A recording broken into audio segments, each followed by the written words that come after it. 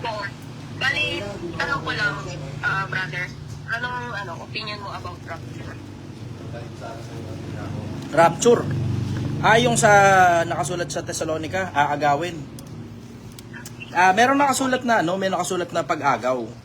We will be caught up in heaven. Yun ang sabi. Pero yung salitang rapture, wala sa Biblia yung salitang rapture. Wala yung mismong eksaktong term na rapture, wala sa Biblia yun. Yung konsepto, may makikita ka ron. Aagawin, nasa 2 Thessalonica yun. Na ang sabi, we will be caught up in heaven. Tapos makikipagkita daw sa Panginoon, yun ang sabi. Kukunin daw ng mga anghel, makikipagkita sa Panginoon. For the meantime, yun muna ang sagot ko doon, temporarily. Follow-up question, go.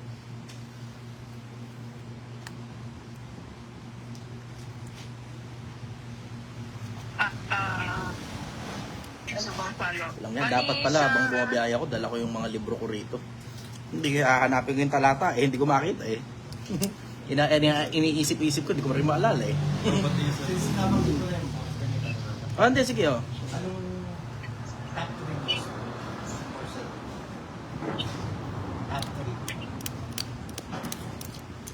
Top 3. I will say, sa akin personal Biblia, Quran at saka Sun Tzu Art of War.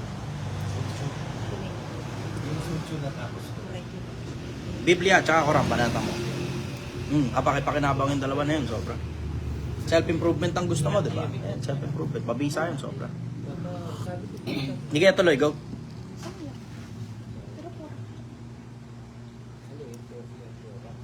Pero brother, naniniwala ka dun sa statement mo. Bali, ang paniniwala kasi is yung bigla ka na lang magpapintahan dito sa mundo. Hindi siya ganun lang eh. Hindi siya ganun lang. Merong surrounding circumstance yan eh. Merong surrounding circumstance. Hindi yan basta ganun na lang, basta na lang maglalaho. Hindi ganun. Merong mangyayaring kakaiba. Kasi wala namang sense na basta na lang biglang maglaho eh. Ano yun, trip-trip lang, hatakin lang tayo, ganun, basta na lang maglalaho.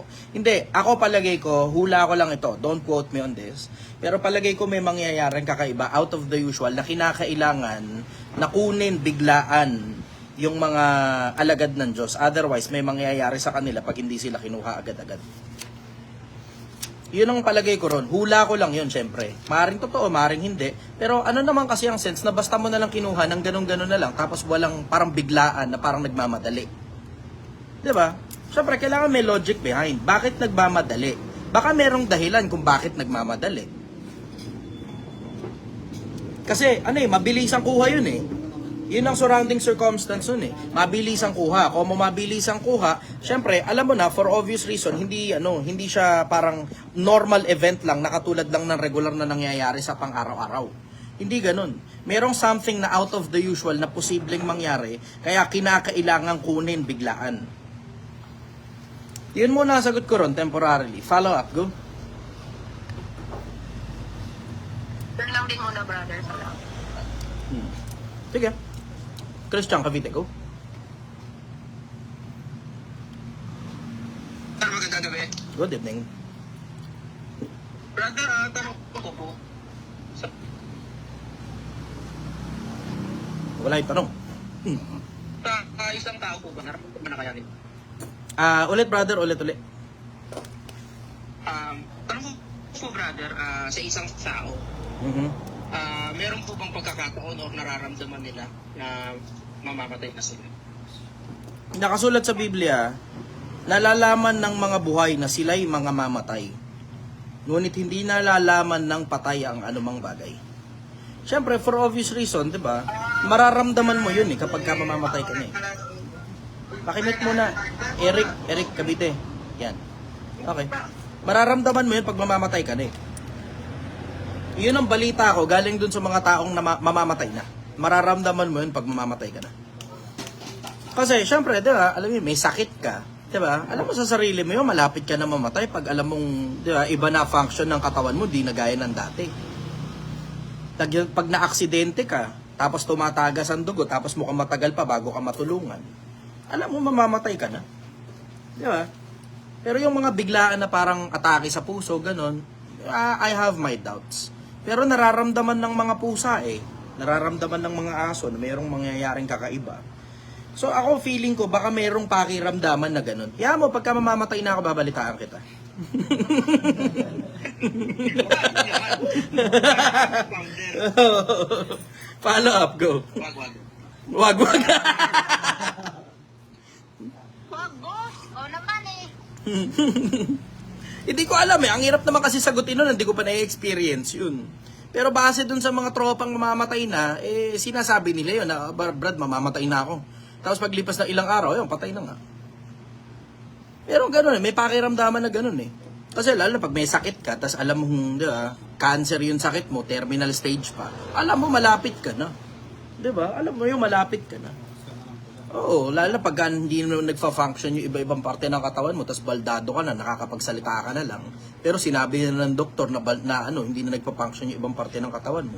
Alam mo, oras na lang o araw na lang bibilangin mo. Parang airmats ko kasi sinabi niya yun, mamamatay na ako. Sabi niya diretso, mamamatay na ako.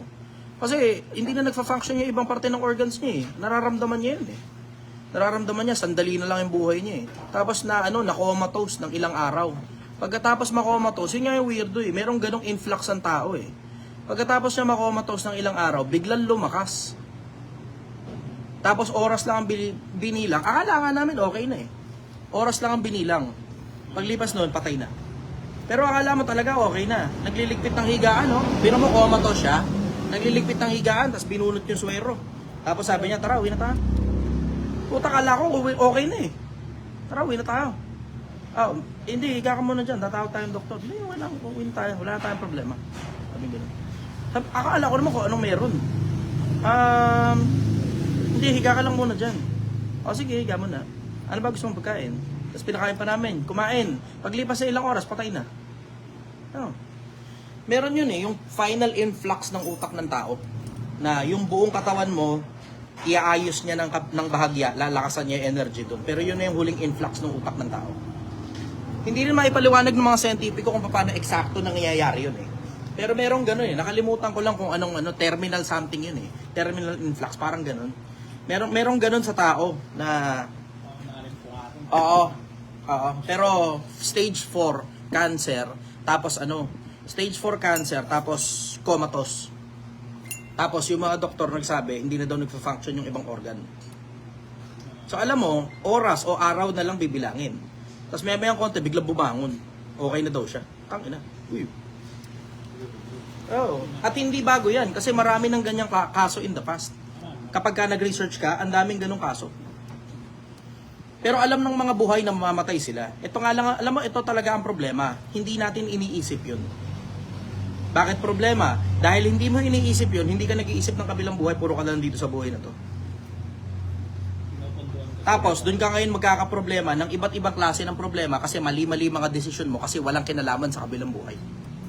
Lahat ng pera mo para sa anak, para sa anak, para sa anak. Hindi mo iniisip, isang araw, manghihina ang katawan mo. Hindi mo iniisip, isang araw, hindi mo na kaya magtrabaho.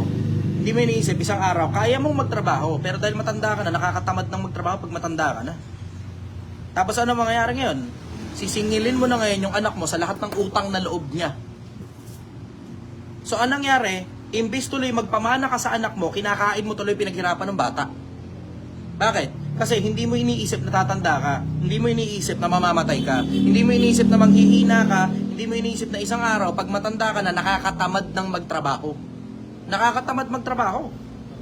Lalo na pag hindi mo na gusto yung trabaho at mahabang panahon ka na sa ganyang klase ng hanap buhay, tapos sukan-suka ka na sa trabaho mo, hindi mo na matiis.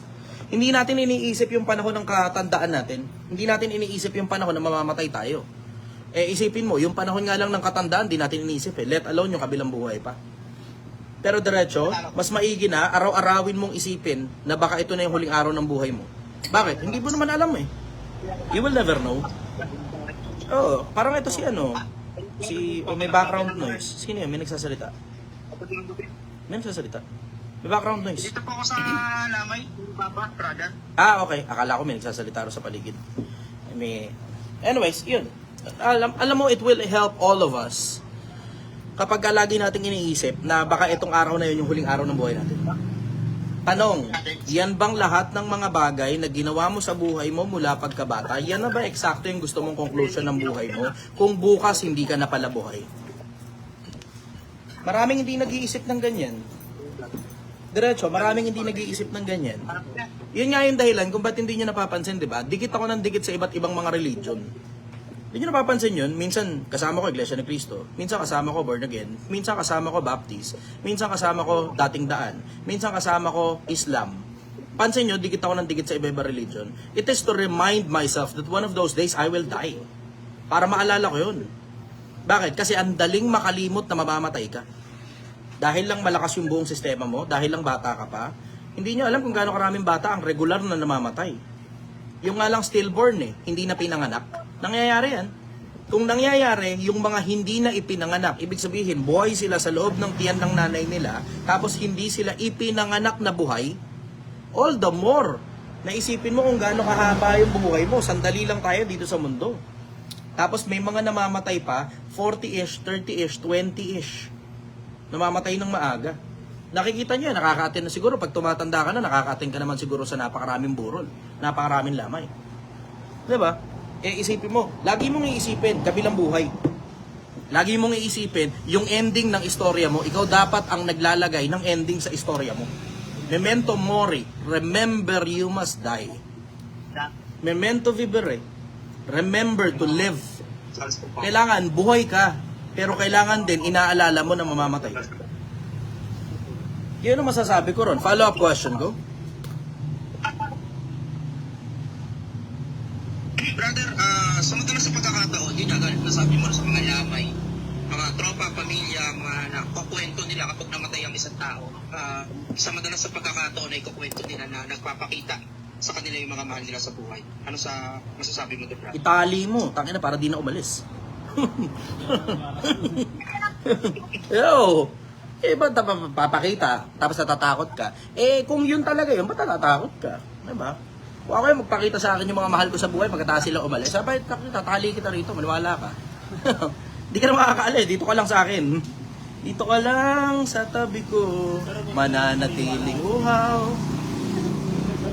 Merong dahilan kung bakit pinaghiwalay ng Diyos yung mundo ng buhay at saka yung mundo ng patay. Para hindi na mag-intercross yan with each other. Merong nananatili rito, ano yun? Yung katawan, patay na. Pero kung totoo yung mga multo-multo na yan, dapat sobrang dami yan sa sementeryo. Ang daming bangkay dun Puro bangkay dun bakit sa sementeryo, pumunta ka ron ng gabi, creepy lang yung pakiramdam, pero halos wala kang makitang multo. Sa dinami-dami ng bangkay dun, ba't halos wala kang makitang multo dun? Sa mga ospital, paparamdam, napakabihira, dapat regular. Bakit? Regular pa yung namamatay sa ospital Diba? Kung totoo yan, kung totoo, isipin mo you just have to put into consideration yung statistics lang Sabi ng mga statisticians, approximately, ang dami daw ng mga namatay na tao mula nung nagsimula ang sangkatauhan, somewhere around 100 billion. 100 billion. You just have to put that number into perspective. Gaano karami ang 100 tao?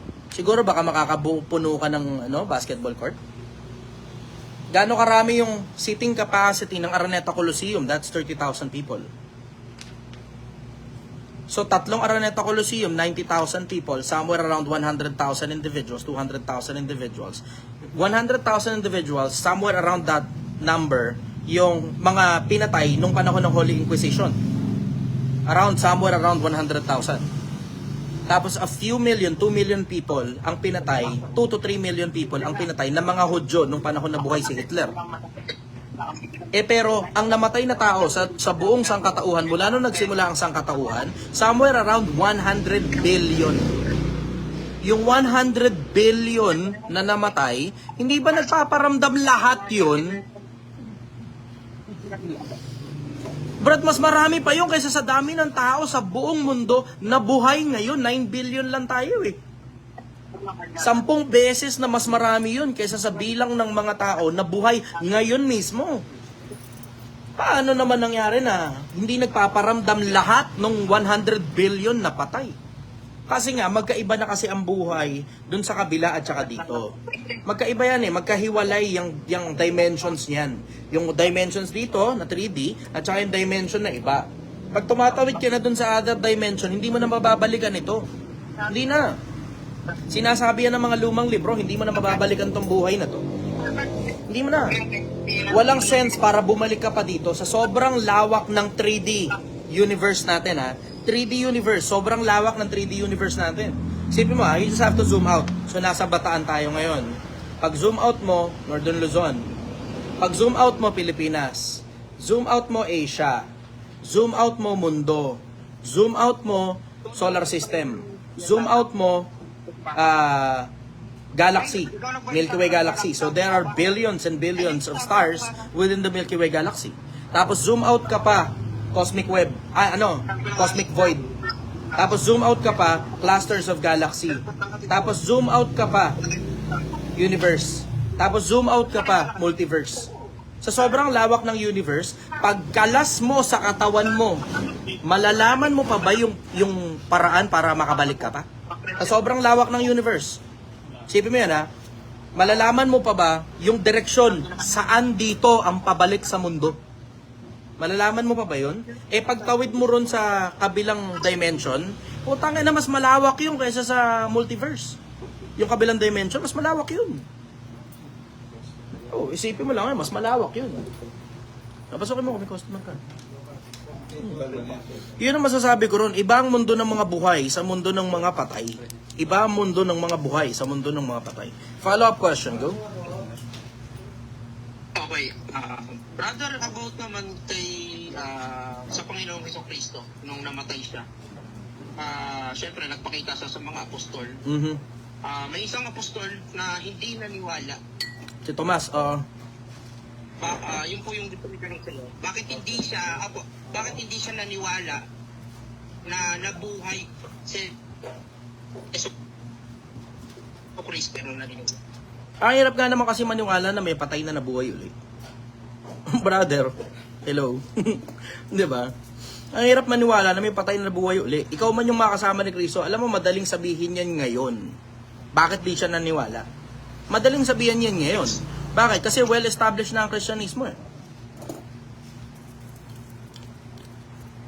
Yung mga propeta nung unang panahon, mukha silang ordinaryong tao lang. Baka hindi nyo alam. Tignan mo, magandang halimbawa. Di ba si Kristo, maraming tao na sumusunod sa Kanya. Isipin mo, nung buhay ang propeta Muhammad, mukha siyang ordinaryong tao lang. Si Muhammad ng Islam, mukha siyang ordinaryong tao lang. Palagay mo, si Kristo kaya? Mukha rin din siyang ordinaryong tao lang.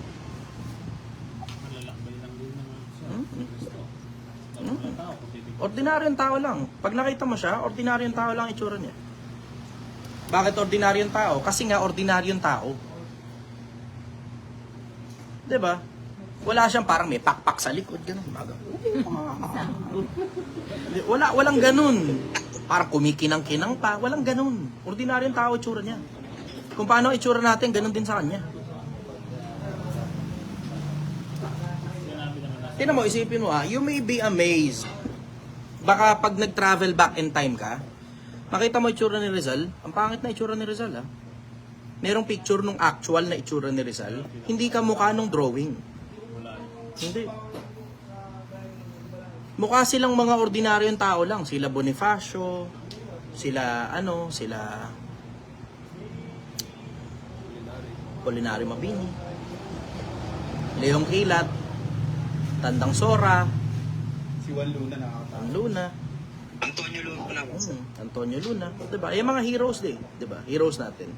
Eh isipin mo, propeta. Eh ang bilin sa propeta, magpapakababa ka. Kasi ang nagpapakababa itinataas, ang nagpapakataas ibinababa. Yan ang bilin sa mga propeta. Yan din ang regular na ugali ng mga propeta. Regular na ugali nila mapagpakumbaba. So ano ngayon na ibig sabihin? Oo, kaya nilang tumindig na importanteng tao. Pero on regular days, ordinaryong tao lang din sila. Tignan mo, di ba? Hindi nga man lang sa looban ng kaharian si Kristo ipinanganak. Saan ipinanganak? Sa sabsaban. Anong hanap buhay? Karpintero. Ordinaryo. Di ba? Tignan mo si Muhammad. Sheep herder. Tagapastol ng tupa. Ordinaryo. So hindi ka taka-taka na magduda ka talaga na nabuhay uli. Bakit? Kasi ordinaryo lang eh. Lintik lang ang talino. Yun ang mapapansin mo sa mga propeta, lintik lang yung talino nila. Yung talino nila, kakaiba. Kakaiba sa iba. Yun ang mapapansin mo sa kanila. Yun ang outstanding sa kanila.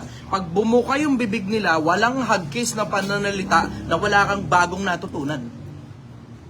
Yun ang mapapansin mo sa mga propeta. Walang hagkis na salita na wala kang bagong natutunan. Kahit pa sabihin mong ibang point of view lang yung meron sila, hindi mo nakita yung point of view na yan. Hindi mo nakita. Pag pumasok na sa tenga mo at nag-register na sa'yo, parang normal na lang. Pero bago pa mag-register sa'yo, hindi mo man lang naisip yung naisip ng tao na yan. So hindi ka taka-taka na meron talagang magdududa. Kasi nga, mukha silang ordinaryo lang. Yun ang masasabi ko ron. Follow-up question ko. Sige, go. Meron daw dito follow-up. Sige, go. Ano yung ibig sabihin ng tilawak ng manok na ang sipon is yung sipon ni Oscar? Ano simple ni Oscar? Yung panahon ng Moises, di ba sinipon si Oscar yun? Oo. Nakarinig ka siya pa ng ganun eh. Tapos pangalawang beses yung last word na sipon ni Oscar. Na ibo naman ang ano, sipon. Hindi mo naman, hindi ba yan yung kay Pedro? Si Pedro yata yan. Yung Ilaok ng manok? Pinagkalo. Hindi ko maalala, bro. Kay Pedro, Sorry, siya hindi ko yun. maalala. Alam ko yung kay Pedro. Nila ako na 3 beses. Pero yung kay Josue, hindi ko maalala. 3 beses niya rin tatanggi si ano. sipon ni Oscar. Hindi ko maalala, sorry. Hindi ko maalala. Hindi ko maalala. Kasi yung... Mahirap naman kasi magdunong-dunungan sa bagay na hindi ko maalala. Yun. Diego, follow-up question ko. Brother. Yun nabanggit niyo po yung sa nakalipas na panahon. Tayo po, bilang tagapagturo ng Project One and tagapagturo namin, kung mabibigyan po kayo ng pagkakataon na bumalik sa nakaraan, anong era po yun or anong time yung pipiliin niyo po? Dalawang era. Yung panahon ni Kristo at saka yung panahon ni Muhammad. Gusto ko makita ko ano nangyari doon sa magkabilang panig na yun. Para magkaintindihan ano ba talaga nangyari. Gusto ko makita yun kung ano nangyari doon. Kasi 'di ba pag binasa mo yung Biblia, namatay si Kristo. Pinako, namatay, nabuhay uli. Pag binasa mo naman yung Quran, hindi si Kristo yung namatay. Gusto ko malaman ano ba talaga nangyari. Kasi hindi naman ako nabuhay doon sa panahon na yun So ngayon, wala ka talagang choice. Magre-research ka na lang talaga. Sana mahagilap mo yung tamang mga ebidensya sa sobrang daming tabon-tabon na ebidensya. Dahil libo-libong taon na nakakaraan. Ang daming ebidensya Magkabilang panig, ang daming ebidensya May ebidensya na namatay siya. Tapos may sinusulat naman dito sa kabila na hindi siya namatay. Yun ang masasabi ko. Follow up, go. Okay lang brother, para mabigyan din ang katanungan yung iba. Maraming salamat. Sige, go. Farhana, go.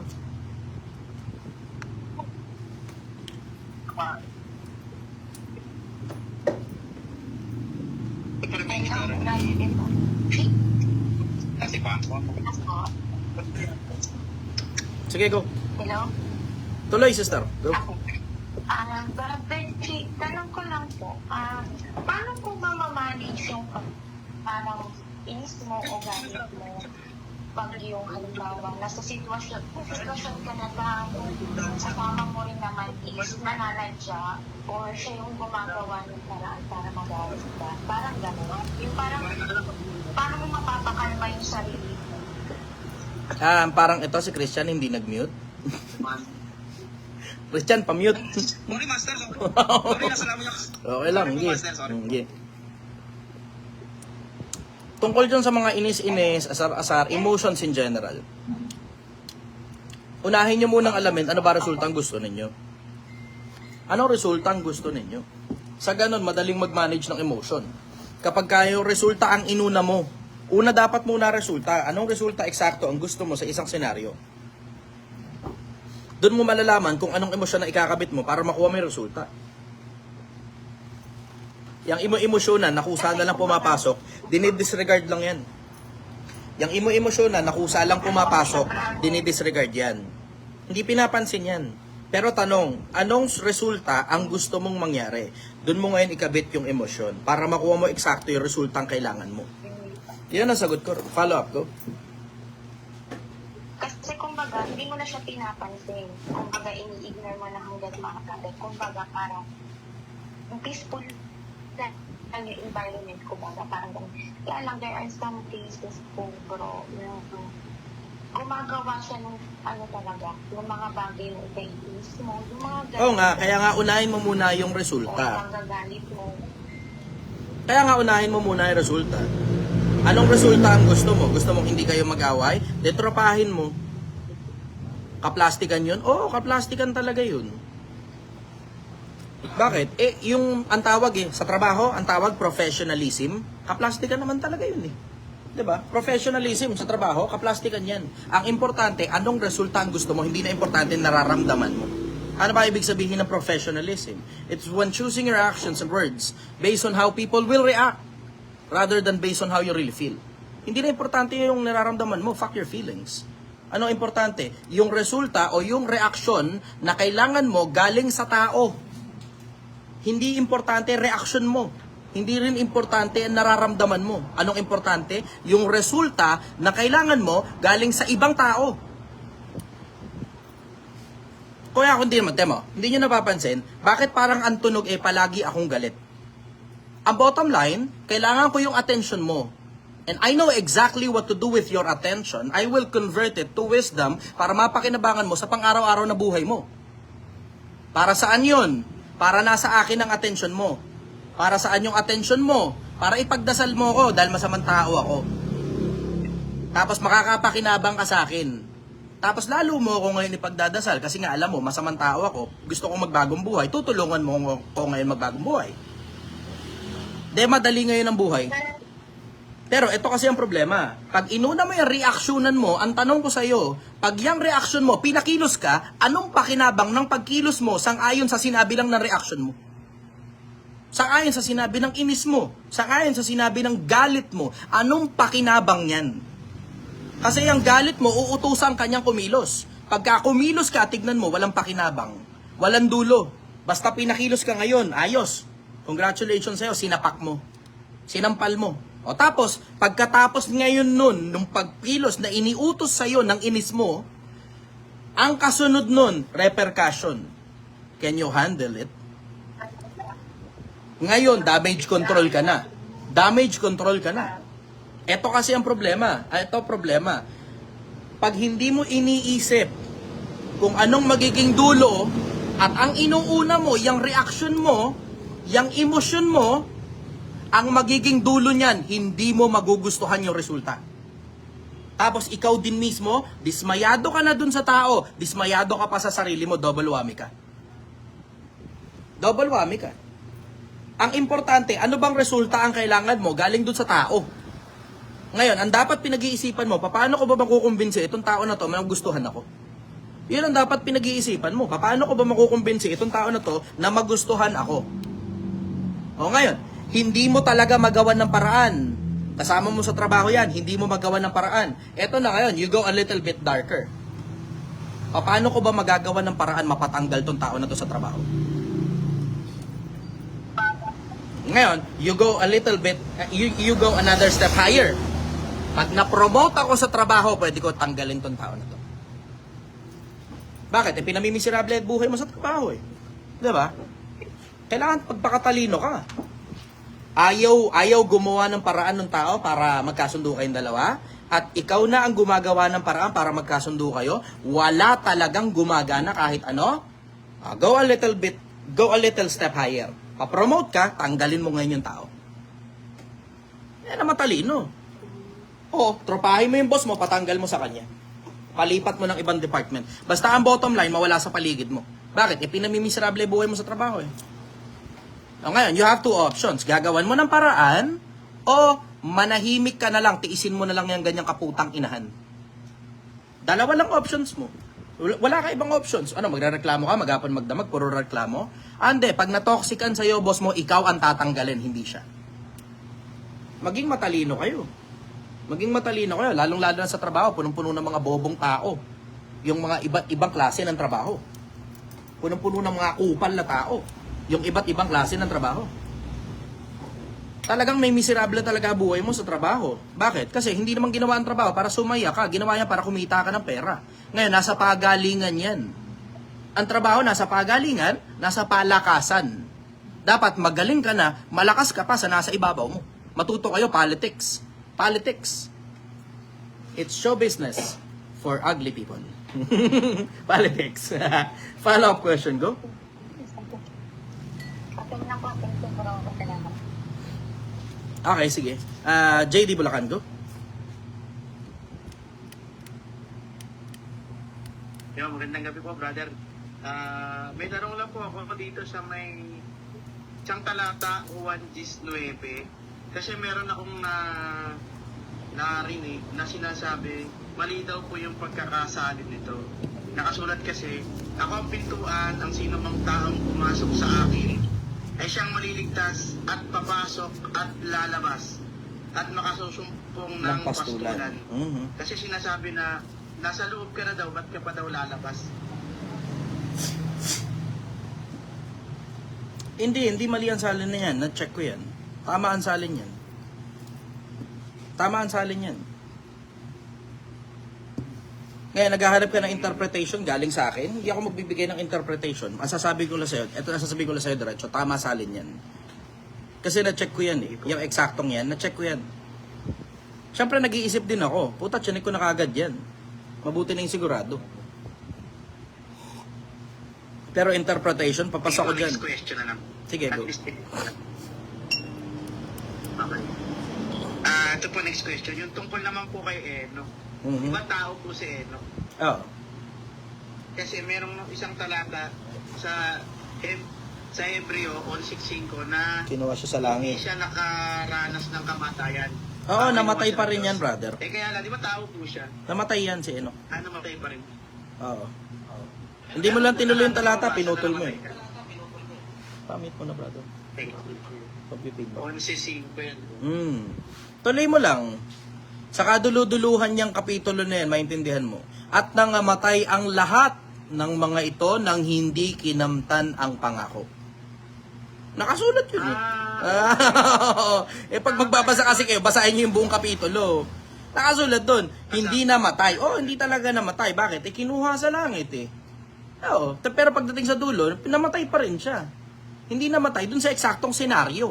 Kasi nga, kinuha nga siya, inilipat siya ng lugar. Pero ultimately, namatay pa rin siya na hindi kinamtan yung pangako kasi magkakasama yan sila eh. Isang bulto yan ng mga pangalan pag binasa mo. Isang bulto ng mga pangalan yan eh. Si Enoch nandyan, si Noe nandyan, si Moises nandyan, si Samson nandyan, si Barak nandyan, etc. etc. etc. Tapos pagdating doon sa dulo, at nangamatayan lahat ng ito nang hindi kinamtan ng pangako. Namatay pa rin, brother. Namatay pa rin. Kasi kala mo conflict siya doon sa Pro 27. Oo, Kasi di ba tao siya? Oo, na itinakda sa tao mamatay ng minsan. Hindi conflict yan doon, namatay pa rin siya. Oo. Oo. Yan hindi interpretation. Yan diretso nababasa talaga yan. Pero yung kapitulo 10 nung Juan, delikado yun. Interpretation yun eh. Mahirap. Ayokong patulan niya. Pasa ko dyan sa ganyang interpretation. Yan hindi interpretation. Babasahin mo lang ng buo. Pagdating sa dulo, maintindihan mo, namatay din yan. Hindi ko alam yung tao. Follow up, go. Okay na po, brother. Yun Basahin mo lang nandun po eh. ngayon eh. Kasi kain ko pa iniisip. Ayaw mo rin bitawan yun. Salamat Ha? po. Ayaw mo rin bitawan yung Annalyn, go. Mahirap yan, subject for debate yan eh. Siyempre, maraming pastor din naman nakikinig sa akin, di ba? Oo. Oo. Oo, mahirap yan, delikado yan, subject for debate yan eh. Ay, hindi ko kayo bibigyan ng bala. Siyempre, tatalinuhan ko na. Makakuha sila ng idea. Oo, hindi sa makakuha ng idea, hahanapan ako ng butas. Oo. Naintindihan ko naman yun. Maya-mayang konti, may mag-i-stitch na naman ng mukha. Kaya, tinan mo, sinabi ni Charlie Chester, mali, oh. Mali, nanliligaw ng kapwa. Hindi naman ako pastor eh. Kayo yung pastor. Baka kapag pinatulang ko kayo, maintindihan ninyo. Anyways, go Annalyn. Kalma. Ito po, ang nangaharap, okay na pala to. Paano masasabi kung insecurity o inggit ang dahilan ng paninira ng isang tao or kapamilya?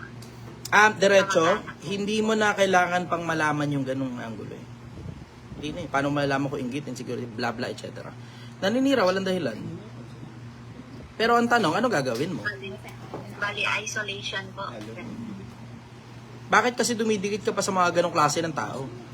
Tandaan ninyo, masisiraan lang naman kayo madalas ng mga tao sa mas madalas na pagkakataon pag may detalye sila tungkol sa inyo. Bakit pa kasi bibigyan mo pa kasi ng detalye? Eh, dikit kayo ng dikit sa mga toxic na tao eh. Diba? Yung nanay ninyong putak ng putak, hingi ng pera, hindi naman senior citizen. Sumbat ng tungkol sa naitulong niya sa'yo, sumbat ng tungkol sa kabataan mo, tungkol sa utang na loob. Pero ayaw naman magtrabaho. Yung tatay mong sugarol na hingi ng pera, pang sabong niya, pang inom niya, tapos susumbat din sa'yo yung tungkol sa kabataan mo, susumbat din sa'yo tungkol sa utang na loob. Yung kapatid mong hingi ng pera sa'yo, na mas magaling pang gumawa ng pera, mas magaling pang gumawa ng bata kaysa gumawa ng pera. Bakit kasi dikit kayo ng dikit sa mga basurang tao? 'Di ba? Ba't kayo dikit ng dikit dyan sa mga yan? Kahit pa sabihin mong kadugo mo yan, pag wala naman ng ibang ginagawa, kundi naghahatak na lang pababa, ang tanong ko sa inyo, anong pakinabang na dumikit kayo sa mga tao na yan? Anong pakinabang? Pwede ka namang kumalas eh. Pwede namang isang beses na lang sa isang taon, sa Pasko, sa bagong taon, magkita-kita kayo. Sa birthday ng nanay mo, sa birthday ng tatay mo, sa birthday ng kapatid mo, magkita-kita kayo. Pero ba't kailangan kasi nagdidikit pa kayo dyan sa mga tao na yan? Bakit kasi kailangan nyo pang replyan? Sinusumbatan ka na nga, re-replyan mo pa? Ang tanga mo naman. Ang tanga mo naman. Ba't nagsusumaksak kayo sa mga taong ayaw sa inyo? Bakit kayo nagsusumaksak sa mga taong pera lang ang habol sa inyo? Bakit? Dahil lang kadugo? Dahil lang nakasama nyo sila mula pagkabata? Yun na eksakto yung dahilan. Wala nang iba? Yan na talaga yun? As is, yun na yun? Wala na? Wala na? Wala ibang dahilan bakit nagsusumaksak ka sa kanila? Dahil lang nakasama mo mula pagkabata? Huwag mo kakalimutan. Yung mga nakasama mo mula sa simula, madalas hindi yan nakasama mo sa dulo. Kaya nga tayo nangangamatay bilang tao eh. Para ituro sa atin yan na hindi ko mo nakasama mo sa umpisa, kasama mo na hanggang dulo. Kaya tayo namamatay bilang mga tao.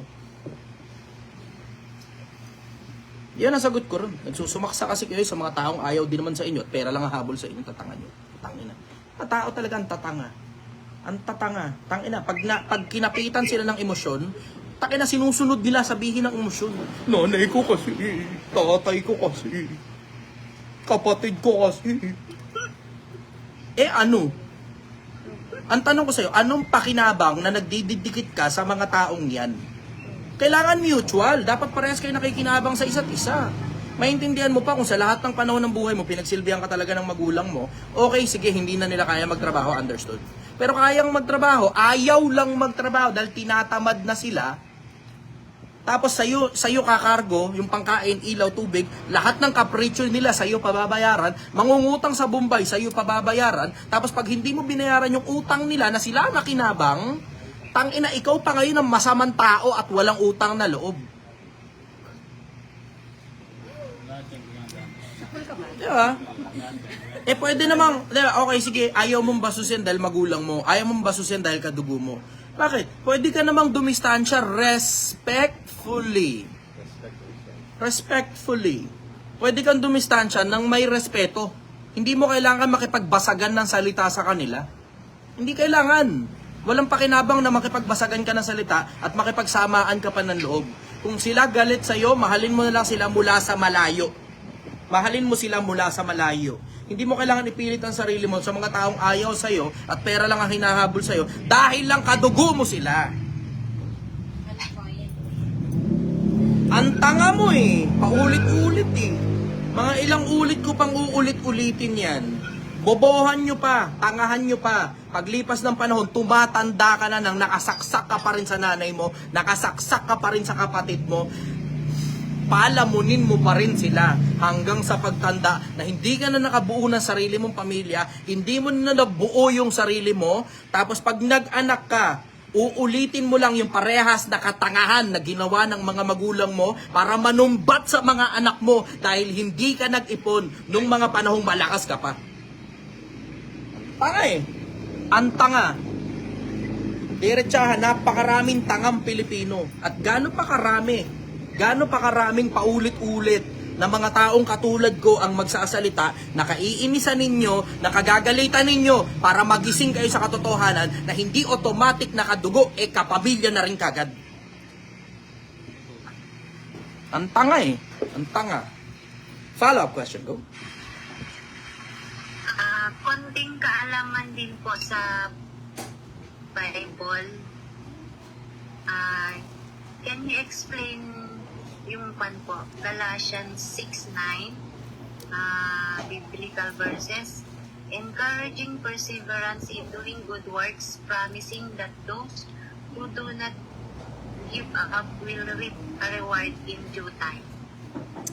Pakitagalog. Ano po yung Mahina kasi ako sa kaalaman mo po English. doon? Kasi, Mahina ako sa English, Tagalog. okay. sorry po. Basurero lang ako. Okay po, sige po. Basurero lang ako. Yeah. Tagalog yan. Para maintindihan din ng mga iba. Tagalogin ko ba? Kabisado mo ba ito? 6-9 daw. Sige, Galasha. Ang sinasabi niya is, kapag hindi ka huminto, Hindi, interpretasyon mo yan eh. Ang salita ng Diyos ay dapat, Matutong dumamay. ang mga Ang tinuturuan sa aral ng Diyos ay matutong tinuturuan ng dumamay. lahat ng magandang bagay sa mga nagtuturo. Ay, Galatians 6. Ay, mali. Mali yung talatang binasa mo. 9 pala yun. Sorry po. Ito po. Kaya't huwag tayong mapagod sa paggawa ng mabuti, sapagkat pagdating ng takdang panahon, tayo ay aani kung hindi tayo susuko. Yung Project 1M po, ano po yung mai-interpret nyo po sa Galatians 6? Hindi kasi ako mahilig sa interpretation. Pero ito sasabihin ko, ang Project 1M, ang mission ng Project 1M, Related. ayusin yung mga sarili natin para makatulong tayo sa ibang tao, ayusin din yung buhay ng ibang tao. Yun ang mission ng Project 1M.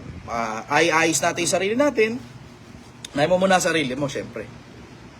Bakit? Kasi, ang unang utos, ibigin mo ang Panginoon mong Diyos, buong puso mo, buong pag-iisip mo, buong lakas mo. Yung pangalawang utos, ibigin mo ang iyong kapwa, gaya ng pag-ibig mo sa iyong sarili. So yung pag-ibig mo sa sarili mo pala, ang pagtutularan mo ng pag-ibig mo sa kapwa.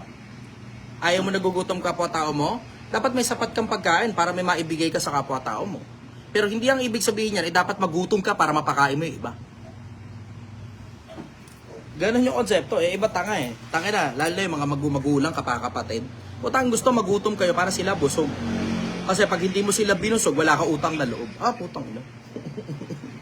Magaling ano. Magaling ano. Boss, may tanong ako. Matalino. Paano pag yung isang kaibigan mo na-realize na unti-unti mo naabot yung gusto mo sa sarili mo, tapos mahalaga ka pala sa kanya noong bata pa, tapos ngayon sinabi niya mahalaga ka kaso may anak na siya sa iba. Anong gagawin mo pag parang gusto niya may magkatuluyan ka pero hindi na pwede kasi Hindi yung gusto niya yung masusunod, yung gusto ko yung masusunod. Anong pakinabang ko dyan sa gusto mo? Laging ganun. Kailangan mutual ang buhay. Hindi pwedeng siya lang nakikinabang. Tanong, sino ka? Yun muna, sino ka? Bakit? Kasi maaaring oo, nung kabataan natin kilala kita. Pero sino ka na ngayon? You're a total stranger. Hindi na kita kilala. Bakit? Ang haba na ng panahon na lumipas. Biro mo sa pagbubuntis pa lang ng babae. Gano'ng kahabang panahon yun? 9 na buwan. Tapos pinalalaki pa yung bata. Tapos ilang taon na yung bata. So ibig sabihin, nagbago na itong tao na to sa mahabang panahon na yun. Mula nung panahon na nakilala mo siya, panahon ng kabataan hanggang sa panahon ngayon, ibang tao na yan. Parehas lang ng muka, medyo nagbago ng konti. Baka parehas din ng konting ugali, pero alam mo nagbago pa rin. Pero marami nang nasaksak na bagong sistema dyan sa tao na yan mula nung panahon na nakilala mo siya hanggang sa ngayon. At ikaw, baka hindi ka rin niya kilala. May mga bagong perspective ka na tungkol sa buhay. Hindi automatic na dahil lang magkakilala kayo minsang panahon, magkakilala pa rin kayo hanggang ngayon. Tiyan naman, parang katulad sa akin, maraming mga tao na nakakakilala sa akin noong mga panahon si Raulo pa ako. Tapos nagulat sila paano nangyari sumikat sa social media. Pero meron silang pitek kasi alam nila matalinong tao ako dati pa. Pero hindi nila inaakala na magtitino ako dahil alam nila si Raulo talaga ako at doon ko ginagamit yung katalinuhan ko. Kasi nga, ang tao nagbabago. People change. Nag-iiba-iba ang mga tao every now and then. May mga taong bumubuti, may mga taong sumasama. May mga taong yung natututunan nila papunta sa pagtalino. Pero may mga tao, yung natututunan nila papuntang kabobohan. Paano nangyari yun? May mga taong natuto pero papuntang kabobohan yung pagkatuto? Oo, hindi pa ba kayo nakarinig ng mga vlogger na nagtuturo ng kabobohan? Nagtuturo sila, pero yung tinuturo nila kabobohan. Yung pan-tuition fee mo, ipang business mo na lang. Ayan ba katalinuhan yan? Pero tinuturo sa mga tao yan. Huwag ka nang magtapos ng pag-aaral, dumiskarte ka na lang. Oo, tinuturo sa mga tao yan. Narinig niya minsan panahon. Ngayon nga, buti natapos na iran yan eh. Natapos na yan yung diploma. Oo, natapos na yan. Yeah. Nakapag-conclude na rin sa wakas ang mga tao na pwede palang pagsabayin yan dalawa. Ibig sabihin, tumatalino na ang mga tao ngayon, utay-utay, unti-unti. Barya-barya. Oo. Pero mapapansin mo, may mga tao na alam mong nagtuturo sa kapwa-tao, hindi sa ikatatalino, kundi sa ikabobobo. Bakit nagkakaganon? Kasi nga, ang importante lang sa kanila, yung sarili nilang bulsa. Tinuturuan nila ang mga tao para bumobo. Para ibigay nyo yung pera nyo dun sa mga ganong klase ng vlogger. Diba? Prove me wrong. Mga vlogger, prove me wrong. Nasa comment section yung link. Meron niyang bibigay ng tulong. Tapos, Ang ina, ito nga malupit eh. May nakita ako isang vlogger. Ang tindi nito, putang tindi nito. So, may nasa tindi. Ito matindi. Pag sinek mo sa Google, ang habit ng tao, nababago yan somewhere around 60 to 90 days, mga ganun. Mahaba, 3 buwan approximately. 2-3 buwan. Para mabago mo, habit lang yan, habit lang yun. Habit. Pero may isang vlogger nagkiklaim, kaya niyang baguhin ang buhay ng tao in just 14 days. Tang ina tindi. Antindi. Antindi. Buhay ha, buhay. Buhay kaya niyang baguhin. In 14 days. In 14 days. Pero ito, catch. Bibigay mo pera mo sa kanya.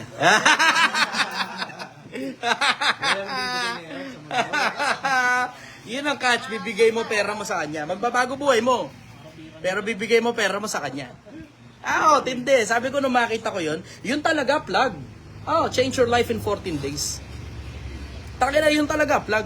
Sabi ko sa isip ko, tangina, habit nga ang hirap baguhin eh.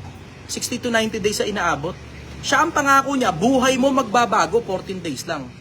Pero may bayad, bibigay mo pera mo sa kanya, mahal. Mahal. Bibigay mo pera mo sa kanya. Sabi ko, ang tatanga ng mga nagsasign up sa course nitong putang inan to. Ang tatanga. meron bago ngayon. Sasabog daw yung pera mo pagdating sa akin. Nasabog talaga kasi nawala na. Anyways, yun ang sagot ko. Follow up go. Meron bago ngayon, yung boss. Ay, sorry. Ito po yung pangatlo, Sir Jai. Paano nakakatulong ang katapangan sa paggawa ng tama kahit sa harap ng oposisyon? Diretso, kailangan mo na maraming tapang para gumawa ng tama. Tangina, ang bigat gumawa ng tama. So sobrang bigat gumawa ng tama, ang dami kong death threat. Dami kong death threat. Sa paggawa lang ng tama, isipin mo kung gaano karaming siraulong vlogger yung kinakana ako. Tapos bumibira pa ako sa mga religious leaders. Tapos bumibira pa ako sa mga politiko. Sandamakmak ngayon ang death threat ko dahil dyan. Tapos ngayon may bago pa, pati NPA. Na-upload na ba yun? Parang hindi pa yata, no? Yung tungkol sa NPA. Ay, hindi. Yung isang editor ko pala yun. May bira ako sa NPA. Kasi mainit na mainit sila ngayon. Ang daming namamatay eh. Diba? Nagre-research lang daw. May konti namamatay na sa bundok. Research lang daw. Pero may konti namamatay na sa bundok. Gulat ka na lang eh. Nasa UP. Paano napunta ng Visayas tapos napatay dun sa enkwentro ng militar? Nasa UP eh. Sabi may research daw. Paano research paper? Paliwanag ko sa akin paano research siya na may hawak na baril tapos napatay sa may bandang kabundukan kasama ng iba pang mga NPA. Research lang eh. Kaya niloko nila eh. Yung mga nagsisisigaw daw sa kalsada. Ayan, future research yan. Future researching team. Yung researching team, may hawak na baril daw tapos lumalaban sa militar. Researching team. Anyways, follow up, go. Ito po, bakit kilala ang mga Pilipino sa buong mundo sa pagiging matapang at mapagpatuloy. Hindi ko alam kung saan mo nakuha yung ganong mindset, pero wala pa akong nabasang ganyan na kilala mga Pilipino sa Kasi pagiging matapang at karamihan po mapagpatuloy. nasa ibang bansa yung mga Pilipino. Hindi naman common napunta sa ibang bansa ang pagkakakilala na matapang at mapagpatuloy. Hindi ko alam kung saan mo nakuha yun. Wala pa ako nakitang ganong statistics, sorry. Baka opinion mo lang yun. Follow up, go. Siguro po, medyo opinion ko po si Okay, Pops, go. Paano ko ipagtanggal ang aking paniniwala kahit ako ay kutsa FA? Merong, alam mo, natutunan ko to kay Sun Tzu, Art of War. Sun Tzu, choose your battles wisely. Hindi lahat ng digmaan kailangan salangan at hindi lahat ng panalo sulit. Hindi lahat ng digmaan kailangan salangan at hindi lahat ng panalo sulit. May mga panalo, talo ka pa din kahit panalo ka. Lalo na pag sobrang laki ng stakes. Sobrang laki ng gastos. Minsan, it will come at the expense of your own name, your own credibility. Minsan, alam mo yung iliko mo na lang kaysa masira yung relasyon. Hindi lahat ng tama kailangan ipaglaban. Kailangan maintindihan mo ano bang goal mo. Anong goal mo? Yang bang goal mo sulit? Yang bang dulo na tinitignan mo sulit? Sulit ba yan na naglalagay ka ng friction sa relasyon? Sulit ba yan na naglalagay ka ng gaspang sa pagsasama? Sulit ba yan na para lang ipilit mong tama ka, masira mo ngayon yung relasyon ninyo na maganda? Kailangan tignan mo kung sulit. Kaya nga sabi sa Biblia, nung yung isang pastor nila nagtuturo, kasi may mga iba na ang nangyayari, dahil lang tama sila, ipinipilit nila sa mga member, tapos dumarating sa punto na napapagkaisahan na. Tapos dumarating din sa punto na ang nangyayari, gumagaspang yung pagsasama. Ang sabi ni Pablo, bakit hindi bagkus tiisin ninyo ang kalikuan? Bakit hindi bagkus kayo padaya? Pag alam mo, gumagaspang na yung pagsasama, padaya ka na lang. Tiisin mo na lang. Bakit? May mga bagay na hindi lahat ng panahon kailangan tutuyain mo pa at hindi lahat ng panahon kailangan ipapanalo mo pa yung laban. Alam mo, ang buhay, in general, this is a war. Sometimes you have to lose the battle to win the war. Sometimes you have to lose the battle to win the war. Hindi lahat ng laban kailangan mong ipanalo. May mga laban na hindi sulit labanan. Wala ka mapapala eh. Diba? Nakita nyo yung dami na naghamon sa akin sa social media. Diba? Suntukan yung hamon. Hindi ako interesado sa suntukan mo. Hindi ako interesado. Lumaban ka sa akin, debate, katwiran, taba ng utak. Maraming tao makikinabang. Pero magsusuntukan tayong dalawa, ano pakinabang yan sa ating dalawa? At ano rin ang pakinabang yan sa mga tao? Hindi ba ginagawa mo lang tayong katatawanan? Pagkatapos nating magsuntukan, ano ngayon ang napala ng mga tao? They were entertained. Pero parehas nasira mga pangalan natin. Oo. If you will enter a battlefield with me, then enter a battlefield of intelligence. At least man lang isa sa atin makakapanatiling buo ang pangalan. Kaysa parehas tayong masira ang pangalan. Hindi sulit na laban yan. Kahit pa matalo kita, hindi sulit na laban yan dahil nagsuntukan lang tayo. Tapos parehas tayo, wala na pala, nasaktan lang tayo. Follow-up question, go. Okay na po ako, brother. Thank you po. Pops, go. Good evening po, Sir Jai. Hello. Isang napakagandang balita po kasi yung anak ko po, okay na kami. Dinimigdib ng Panginoon. Congratulations. Dasal po. I-maintain mo yan. Hindi pwedeng isang beses lang naging okay kayo, okay na kayo habang buhay. Hindi ganun yan. I-maintain yan. Hindi ba naman pinababayaan yung pagiging isang ina ko sa kanya.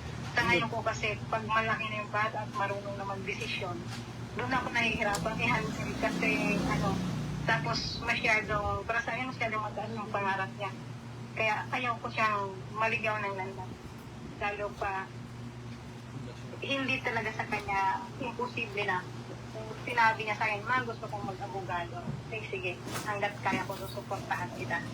Tapos ngayon, gusto ko po siyang isali sa grupo ng Project One. Andiyan po siya sa Antipolo ngayon.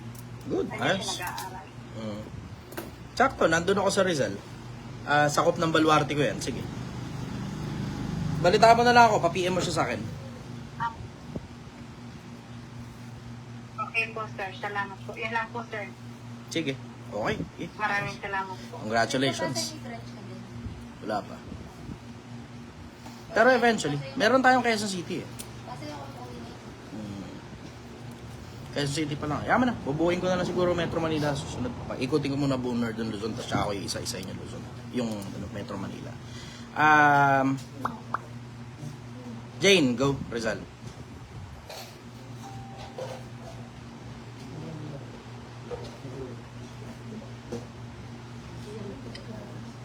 Magandang gabi po sa lahat. And yung question ko lang po for tonight is, paano po natin masisiguro na kasama tayong maliligtas sa kabilang buhay?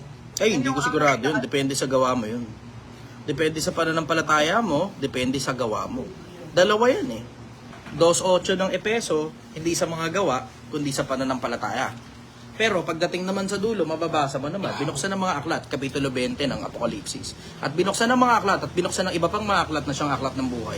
At ang mga patay ay hintulan ayon sa mga bagay na nasusulat sa mga aklat, ayon sa mga bagay na kanilang ginawa. So parehas yan, sa pananampalataya at ginawa.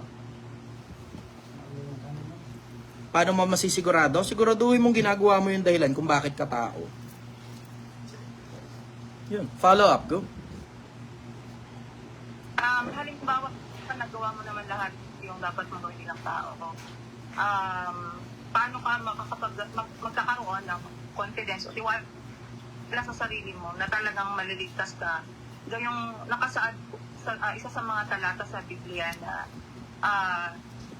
under ng Matthew 7:13 na ang makapasok lamang sa langit ay kakaunti. So kumbaga yung pintuan para sa mga tao ay masyadong makitid at kunti lang yung maliligtas. Paano tayo makasiguro 15:1 ng unang Korinto. Kasi ang naman yung sinasabi sa Bible na maliligtas, kung sakaling ginawa ko lahat ng dapat kong gawin bilang tao dito sa mundo, paano ako makakasigurado talaga na makakapasok ako sa kabilang buhay? Eto, may babasahin ako sa'yo. Gayong ang Sige, dugtong-dugtong na. Okay. Sabihin mo na sa akin pagtapos ka na. Kasi akala ko sasagot na ako, tumigil ka na, may dudugtong pa pala.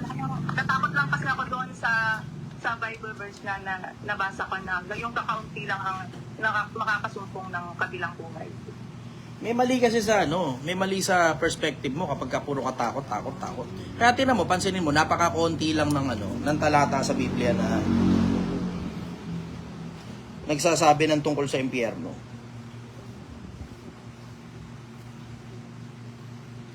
Kasi, ang gusto ng Diyos, mahalin natin siya. Hindi matakot ka na matakot. Walang pakinabang sa takot. Mga kapatid, ngayon pinapaalala ko sa inyong magandang balitang ipinangangaral ko sa inyo. Yan ang magandang balitang tinanggap at naging saligan ng inyong pananampalataya. Naligtas kayo sa pamamagitan nito. Kung matatag ninyong panghahawakan ang salitang pinangaral ko sa inyo, dahil kung hindi, walang kabulan ng inyong pananampalataya. Nasa Ebanghelyo, magandang balita. 15:1 ng unang Korinto, sigurado ka kapag alam mong nakasalig ka sa Ebanghelyo. Kung Biblia pagbabasihan mo. Siyempre, pag iba pagbabasihan mo, iba sinasabi sa ibang libro. Pwede akong Follow, go. Sa sarili mong paniniwala, dahil nabanggit mo kanina, dumidikit ka sa iba't ibang religion. Bakit po ba dinidilit ng Iglesia ni Cristo na sila lang ang maliligtas? Naniniwala po ba kayo? Ang dahilan, allegedly, na kung bakit Iglesia ni Cristo lang ang maliligtas, kasi nakasulat kasi sa Biblia, ang ililigtas yung Iglesia. Nakasulat talaga yun, nasa Biblia talaga yun. Siya ang Pangulo ng Katawan sa makatuwid bagay Iglesia. Siya rin ang tagapagligtas nito. Alin ang ililigtas? Yung Iglesia. Nakasulat sa Biblia yun eh. Pero tanong, aling iglesia? Yung 2,000 taon na nakakaraan. Yun, yung nandun si Kristo, nandun yung mga apostol, nandun magkakasama sila dun, 2,000 taon na nakakaraan yun, nung sinulat yun. Naniniwala Ngayon tatanong mo, andali lang, masagot pa ako, relax ka lang. Relax ka lang. Pero naman gusto singit kagad ng singit. Akala niya sa kanya umiikot ang mundo, gustong ibahin kagad yung topic, hindi pa nga tapos yung sagot ko. Pero tayo muna. Eto, tutuloy ko yung sinasabi ko. Ngayon, itong iglesia na nandito, na 1914 itinatag, ang sagot ko, hindi ko alam. Bakit? Hindi ko naman alam kung konektado ba yan doon sa 2,000 taon na nakakaraan eh. Basta ang alam ko, merong isinulat 2,000 taon na nakakaraan. Tapos yung 2,000 taon na nakakaraan, nakasulat na yun noon pa 2,000 years ago. Itong nandito, na bago sa Pilipinas, ang sagot ko, hindi ako sigurado. Pero nakasulat din naman sa Biblia, sa labas ng iglesia, Diyos ang humahatol. So ibig sabihin, pagka nasa labas ng iglesia, Diyos ang humahatol. Ang hinahatulan lang ng mga nasa loob ng iglesia, yung nasa loob ng iglesia. Supposed to be. Pero pag yung nasa loob ng iglesia, humahatol sa nasa labas ng iglesia, hindi yan yung nakasulat. Ang nakasulat sa labas ng iglesia, Diyos ang humahatol. Bakit? Kasi, tinan mo, kahit nga nung panahon pa lang ni Kristo, 2,000 taon na nakakaraan, wala namang Kristiyano na nakarating sa Pilipinas nung panahon nila eh. May Pilipinas na ba nun? Meron. Pero hindi Pilipinas ang pangalan. Pero may mga tao na rito nun sa archipelago natin. Bakit? Kasi, nung mga panahon na yun, 2,000 taon na nakakaraan, hindi Pilipinas ang pangalan, yung mga tao rito sa bansa na to, gumagawa na ng rice terraces eh. So kasabay yung pangangaral ni Kristo at saka yung paggawa ng rice terraces. So may mga tao na pala rito. Meron bang account sa Biblia na merong nakarating dito?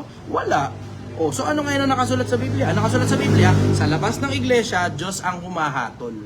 Ipagpasa Diyos natin yan, wag nating hatulan yung mga nasa labas.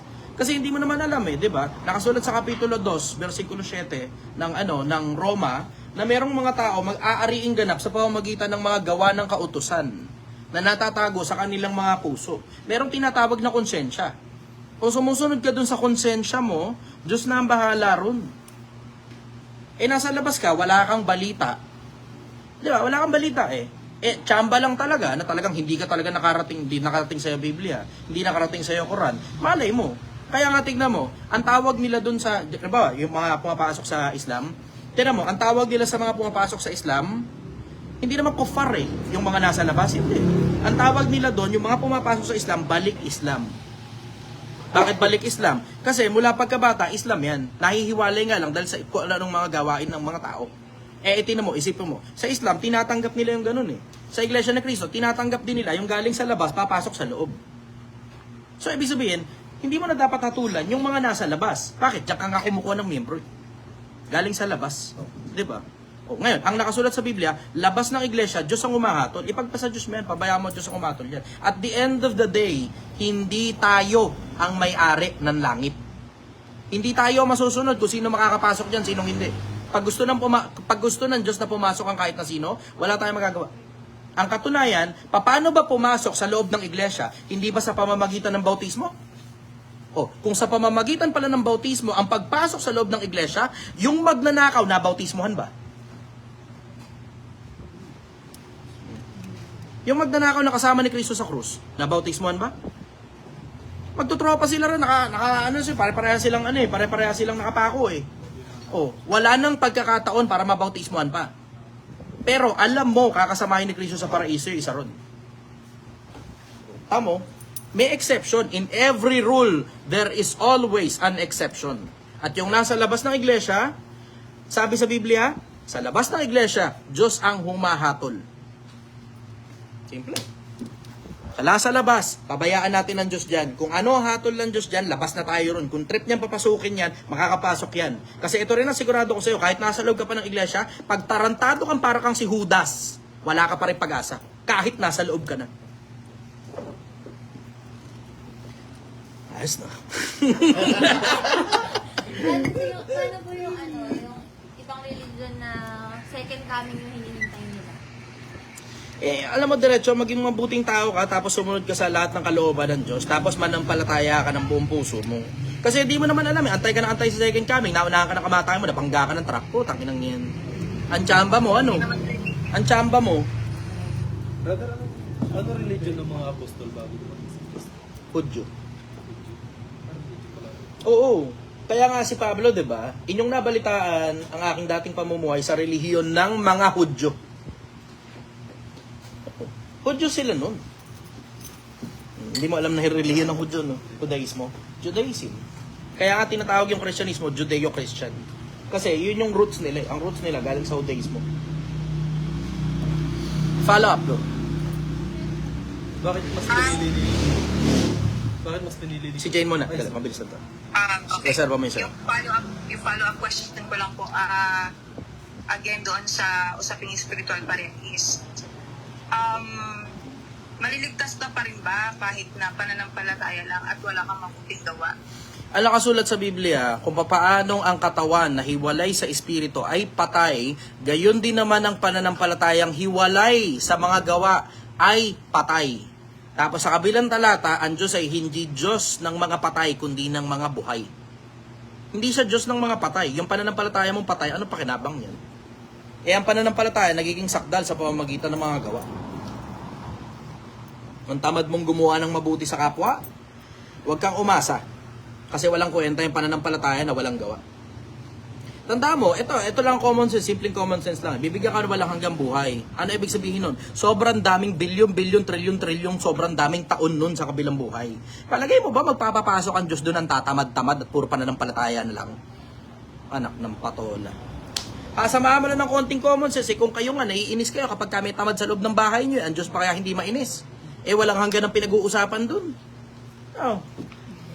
Diba? Kasama mo lang ng konting sentido common. Magpapapasok ba ang Diyos ng tamad dun sa bahay niya? Yun. Follow up baka meron ka pa dyan. Yan lang naman, kasi kinonfirm ko lang naman, kasi pag kami mabuting gawa at walang pananampalataya, hindi ka pa rin may liligtas. Parehas yun. It takes two to tango. Kung sakali, Parehas yun. It takes two to tango. Pananampalataya at saka gawa. Okay. Gusto ko lang i-clear. So, dalawang yun lang yung pinaka-importante upang maligtas. Tama. Hindi, sobrang dami yun pang lang iba po. pa. Salamat. Sige, bye-bye. Go. Okay. Bakit mas pinili ni Kristo mamuhay sa Nazaret? May reason ba kung bakit doon siya sinilang, doon siya nabuhay? Ano yung... Isinugo kasi siya para dun sa mga anak ni Israel na nangangalat. Dun sa mga lugar kung saan siya nagpunta, nandun yung mga anak ni Israel na nangangalat. Yun ang very specific nun. Gusto mo ng very specific? Yun talaga specific nun. Ang specific nun, hindi siya isinugo sa iba. Isinugo siya sa mga anak ni Israel na nangangalat. Bakit nangangalat? Kasi mga pastor nila mukhang pera. Walang bigong kilos na walang bayad. Puro pabayad Yung mga propeta nila nanghuhula dahil sa salapi. Yung mga tagapangaral nila nagsisipangaral dahil sa bayad, dahil sa pakinabang. So ngayon, anong nangyayari? Nangangalat ngayon yung mga tupa ni Kristo. Yung mga tupa ng Diyos noong unang panahon. Ang ginawa, sinugo siya para dun sa mga anak ni Israel na nangangalat. Iyon ang specific nun. Kaya tignan mo, yung mga pinagpupuntahan niya, mga lugar kung saan nandun yung mga anak ni Israel. Yun, follow up to. Ano nangyari? Ano naging buhay ng mga apostol pagka alis ni Kristo sa mundo? Nangalat sila. Nahatisap ito. Yung mga apostol, sumaglit. Sama-sama muna sila. Nasa loob sila ng ano. Kasi nangyari, nagkaroon ng digmaan nun 70 AD. So prior to digmaan, ang nangyari, nagkaroon ng malaking tribulation nun. Kasi syempre, di ba, alam mo yung gumagawa sila ng bagong parang grupo di ba? Syempre, di ba? Yung batas noon, yung yung gobyerno noon, dalawa. Gobyerno na may kinalaman sa relihiyon, which is yun yung Judaismo, at saka gobyerno ng Roman Empire. Dalawa yun ngayon, si Kristo, gumawa siya ng bagong grupo. Tapos yung grupo niya malakas. So, syempre, for obvious reason, ang nangyari ngayon, nagkaroon ng tribulation. Yung mga Kristiyano nung pinapatay. Kaya, ang nangyari, nanatili sila nun sa Jerusalem ng saglit na panahon habang nag-aantay sila ng Pentecostes. Tapos, nung dumating ngayon yung Pentecostes, paglipas ng ilang panahon pa, doon naman ngayon nagkaroon ng digmaan. Tapos nung magkaroon ng digmaan, nangalat sila, pero alam pa rin nila kung nasaan yung isa't isa. Kasi nakakabalita pa rin. Nung panahon ni Pablo, pinapatawag niya si Lucas. So, ibig sabihin, habang si Lucas nasa iba't ibang mga lugar, si Pablo nasa iba't ibang mga lugar, meron silang connection pa rin at nalalaman pa rin nila yung iba't ibang mga apostol na kung saan man sila nandun. Parang si Juan, siya ang pinakahuling lag 96 AD isinulat yung Apocalypse. Pero alam pa rin nung mga kapatid kung nasaan si Juan. Tapos alam kung saan ipapadala yung mga sulat. So yung sulat noon, yung sinulat ni Juan Apokaliptiko 96 AD, ipinadala yun dun sa 7 iglesia kung tawagin. Yung 7 iglesia nangangalat na Kumalat sila dahil dun sa digmaan. So ang nangyari, General Titus ng Roman Empire, ang nangyari kasi niya, may isa pang lumitaw na Kristo. Hindi si Kristo yung huli nung mga panahon na yun. Meron pang isa pa. Tapos ang nangyari, itong isa pang Kristo na to, inilid yung Israel papunta para mag-revolt, lumaban against sa Roman Empire. Kasi naniniwala kasi sila na may darating pa. Hindi nila pinaniwalaan si Kristo So naniniwala ang mga Hudyo noong unang panahon na may darating para iligtas sila under the bondage of Roman Empire. Tapos ang nangyari, may lumitaw nga na isa. Tapos yung isa na yun, nakalimutan ko anong pangalan pero nasa history yun Ngayon, itong isang piraso na to na lumitaw, ang ginawa, nilikom ngayon ang Israel, inilaban sa Roman Empire, nagpadala ngayon ng Roman Empire ng bata-batalyon sa pamumuno ni General Titus ng Roman Empire nung panahon na yun, sumugod sila sa Israel, winasak nila yung buong Israel. Tapos nagtakbuhan na, nagpulasan na, nahati sila sa 7, tapos nakulong napunta si Juan sa pulo ng Patmos kung tawagin. Technically, pulo ng Patmos parang Alcatraz yan. Kulungan siya, yung Patmos na yon, kulungan yun na isolated at nasa isang pirasong isla. Yun yung nangyari. So nahati sila sa 7. Nung nahati ngayon sa 7, sa Cappadocia, sa Asia, Pamphylia, nahati sila sa 7. So yung 7 na yun na nahati sila, pinasulatan ngayon kay Juan Apokaliptiko, ipinadala dun sa 7 iglesia, kasama na rin pinasusulatan pati mga anghel nila. Yun ang kwento nun. Hindi sila nagtayo ng sarili nilang religion. Yung itinayo ni Kristo, yun na yun mismo. 16:18, sa batong ito itatayo ko ang aking iglesia. Yung itinayo, yun na mismo yun. So dumating na pala sa sinasabi sa Biblia na may darab na bagong Kristo.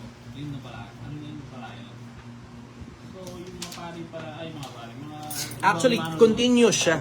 Continuous na regular na may dumarating talaga.